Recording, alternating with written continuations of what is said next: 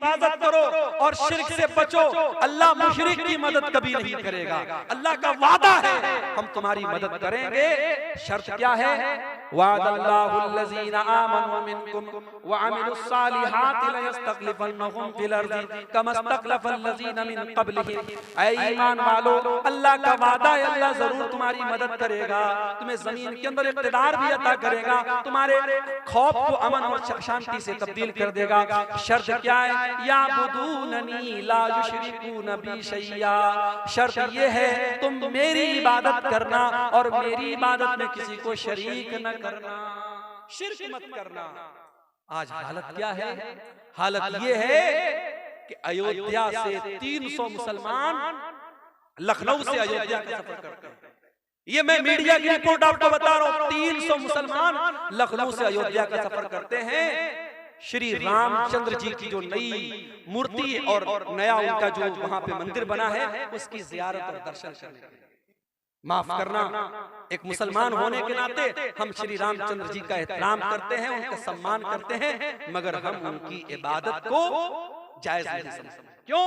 हमारा अकीदा है ला इलाहा इल्लल्लाह, अल्लाह के सिवा कोई इबादत के लायक नहीं है। जो किसी का बेटा हो, जो किसी का बाप हो, जो किसी का भाई हो, जो किसी का शौहर हो, वो रब नहीं हो सकता, वो माबूद नहीं हो सकता। हमारा क्राइटेरिया बड़ा क्लियर है। कुल हुवल्लाहु अहद अल्लाहुस समद लम यलिद वलम यूलद वलम यकुल लहू कुफुवन अहद। अल्लाह एक है, अल्लाह बेनियाज है, अल्लाह का कोई बेटा नहीं, अल्लाह किसी का बेटा नहीं और अल्लाह को किसी के मदद की जरूरत नहीं है, उसके बराबर कोई नहीं है। मेरे भाइयों, हम श्री रामचंद्र जी की और जो भी इस भारत देश में हमारे महापुरुष आए और नेक लोग आए, हम उनका सम्मान करते हैं, उनकी इज्जत करते हैं, उनका एहतराम करते हैं, मगर हम उनकी इबादत को जायज नहीं मानते।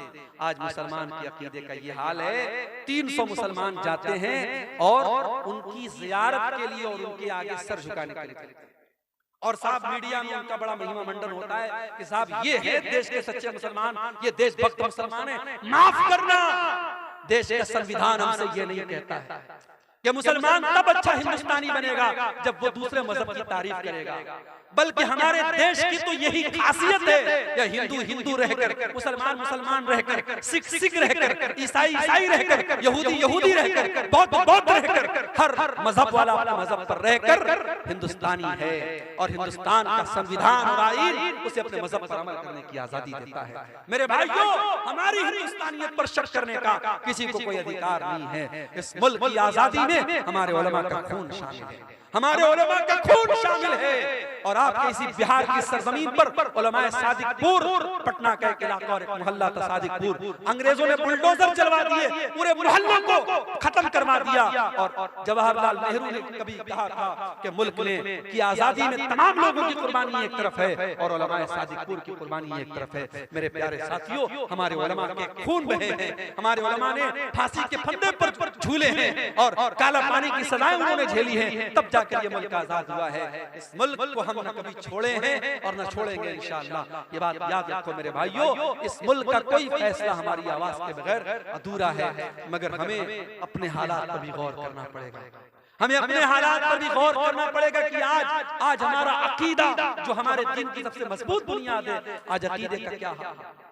आज हम न्यूज में जब देखते हैं फला जगह मुसलमान लड़की इस्लाम छोड़ करके फला मजहब में दाखिल हो गई, तो हमारे सर तो शर्म से झुक जाते हैं। हमें शर्म आती है कि प्यार और मोहब्बत में इतनी ताकत है क्या?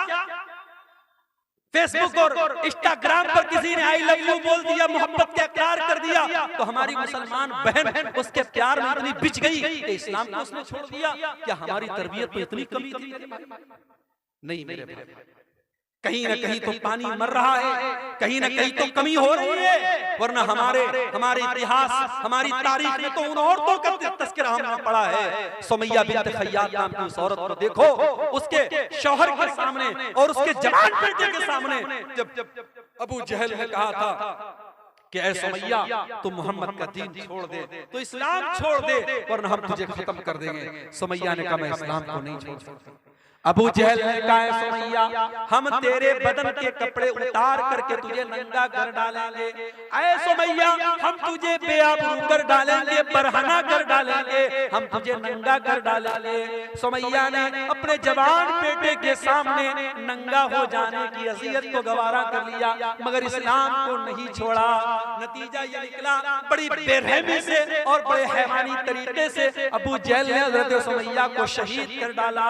इस्लाम की राह में पहली शहादत पाने वाली खातून हजरत सुमैया है। मेरी प्यारी माओ बहनों, आपकी तारीख तो ऐसी औरतों से भरी पड़ी है, मगर आज हालात ये हैं, मुसलमान लड़की स्कूल में जा रही है, कॉलेज में जा रही है, स्कूल में पढ़ा रही है, आंगनबाड़ी में काम कर रही है, गैर मुस्लिमों के साथ टच में है, और वहां किसी गैर मुस्लिम ने प्यार का इजहार किया, प्यार का इकरार किया, और ये उसके जाल में फंस गई, और जाल में ही नहीं फंसी बल्कि अपने इस्लाम को, अपने दीन को छोड़ने के लिए तैयार हो गई।